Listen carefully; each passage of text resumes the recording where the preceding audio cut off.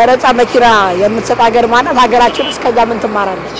ኢትዮጵያ እኔ በእኔ አስተሳሰብ በሎተሪም አለ በቤቱም በሁሉ ነገርም ስላለ በነፃ ኢትዮጵያ ናት መሰለኝ። ኢትዮጵያ ቻይና እሺ ሀገራችን ውስጥ ከዛ ምን መማር አለባት ብለህ ታስባለህ? እንደ ሌሎቹ መኪና መስጠት። ከ100 ኪሎ ጤፍና ከ100 ኪሎ ጥጥ የቱ ይበልጣል? 100 ኪሎ ጤፍ ይበልጣል። ጥጡ አይበልጥም? ጥጡ ይበልጣል። እሺ ከሀገራችን የዓመቱ ወራቶች የቱ ይረዝማል? መስከረም ይረዝማል። መስከረም ሰኔ ይመስለኝ። መጨረሻው ጳጉሜ ስላለች መጨረሻው ወር ግንቦት ይረዝምብኛል። በእኔ ያው እቤትም ስለማሉ ነው መሰለኝ ወሩ ዝም ብሎ ነው የሚሄደው። ስለዚህ ረጅም ነው። ታህሳስ አመት ከአንድ በላይ ማለፍ ክልክል ነው የሚል ታፔላ ተለጥፎ ከዛ ድልድይ ላይ 10 በጎች አለፉ። እንዴት አለፉ? ማንበብ ስለማይችሉ ነው። በጣም አሪፍ። እኔ እንጃ በየተራ ያሳለፏቸው መሰለኝ። በየተራ